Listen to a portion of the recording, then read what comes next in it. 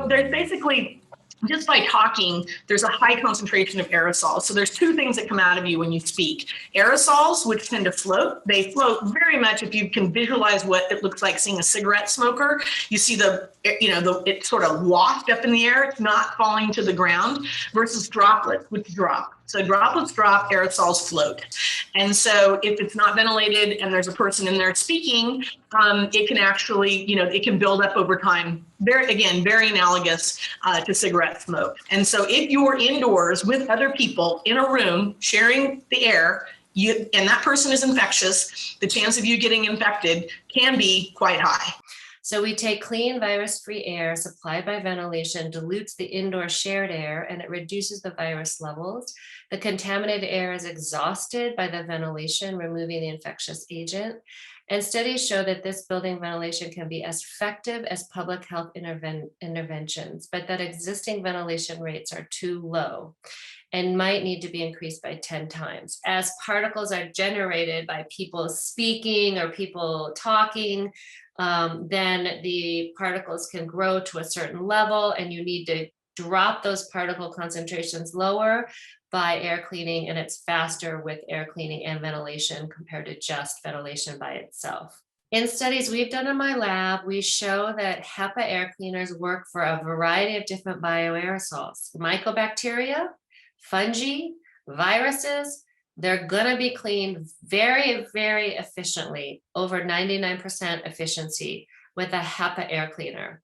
These are the kinds of air cleaners that have been substantiated in the literature through science, and that's why we recommend them. And we really have two other things we're looking at, and that's noise and cost. A unit that's really high in all three really doesn't exist. And you don't want to just order any random unit for $100 on Amazon.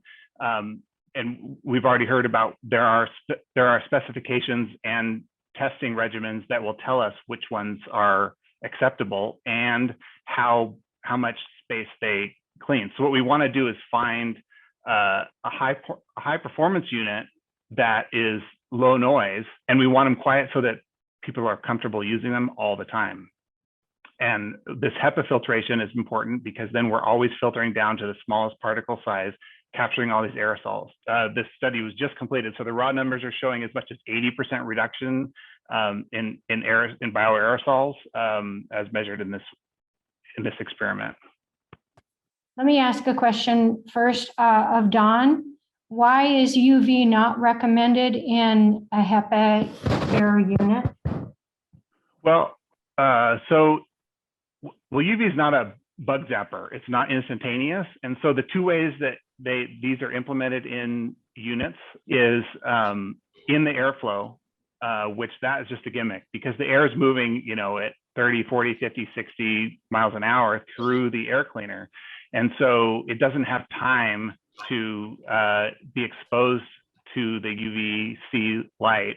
The other way we see this implemented is over the surface of a filter, which in theory is a good idea, but in actual practice, it's just not that effective. But also, if you ask any manufacturer of HEPA material, the actual material that makes up a HEPA filter, if you touch it with your human hands, oftentimes it's no longer HEPA. It will not pass the same test it passed when it was manufactured. So now we take UVC, which is a harsh light, and put it on a filter. It's going to degrade the filter over time. I don't generally recommend UV in air cleaners that are HEPA air cleaners because it's just extra. And a lot of manufacturers add extra bells and whistles to charge more. And there's no need for it because the HEPA filter collects everything as long as the filter is seated right and is performing as expected. The UV is just an add-on that you're just going to pay for that you don't really need. Really quick, there is a question here asking you what your stance is on hypochlorous acid fogging. Bad. To hear what you say. Don't do it. Don't do that. Don't do that. Don't do ionization. I see question 2, ionization. Don't do it. It makes actually toxic air. It makes other chemicals form that you don't want to breathe. So no, sorry, I jumped on that one, but that is just a way to make more money, and they're really taking advantage of people. Unfortunately, it requires change, which everybody drags their feet on, but overall, the cost doesn't have to be prohibitive to get these things moving. And even in the long run, it shouldn't be a deterrent to making change here. Finally, after over a year of pushing, we finally, both WHO and CDC, have at least acknowledged that aerosol transmission is occurring. There's thousands of times more aerosols than droplets, and aerosols stay up and droplets fall. And if we can adjust the approach by which we contain this virus outbreak, then we can reduce the impact of this pandemic.